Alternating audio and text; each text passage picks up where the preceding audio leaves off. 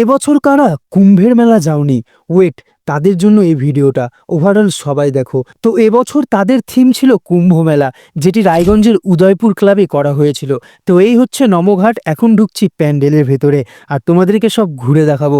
তো ঢুকতে না ঢুকতে দেখা পড়ে গেল একটা নাগা বাবার সাথে। দেখতে পাচ্ছ পুরো কঙ্কাল দিয়ে সাজানো রয়েছে নাগা বাবা। তারপর চলে গেলাম একটা নতুন কিছু মোনালিসাকে দেখতে। দেখতে পাচ্ছ ডিটো একদম মোনালিসা তৈরি করেছে, যেটা হাতে রুদ্রাক্ষ নিয়ে একদম দাঁড়িয়ে রয়েছে, মানে দেখে ভাই ডিটো মনে হচ্ছিল।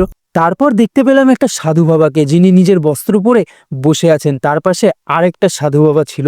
তারপর সোজা এখানে চলে এলাম। এনার নামটা কি তোমরা কমেন্টে জানিও একটু। আর এনাকে তো সবাই চেনো, দেখতে পাচ্ছিলে কুম্ভ মেলায় এরা সবাই ছিল, সেটা এই বছরের থিম তারা তুলে ধরেছিল। আর মানুষের সমাগম সেটা তোমরা ভিডিওতে দেখে বুঝতে পেরেছো। তারপর চলে এলাম এই কাটা বাবার এখানে। ভাই এই কাটাগুলোর উপরে কিন্তু অরিজিনাল টাকা ছিল না, ঠিক আছে। তারপর একটু প্যান্ডেল ঘোরাঘুরি করলাম, মায়ের দর্শন করলাম।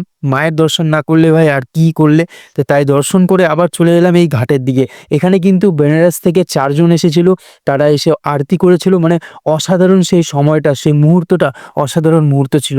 তারপর চলে এলাম আরেকটা নাগা বাবার এখানে। দেখতে পাচ্ছ মানে কুম্ভের মেলা যত কিছু ছিল তারা সবকিছু এখানে এক এক করে তুলে ধরেছে। দেখতে পাচ্ছ অসাধারণ, কিন্তু মানে একটা থিম তারা রায়গঞ্জবাসীকে উপহার দিয়েছে। দেখতে পাচ্ছ একটা সত্যি অসাধারণ একটা থিম তারা তুলে ধরেছিল।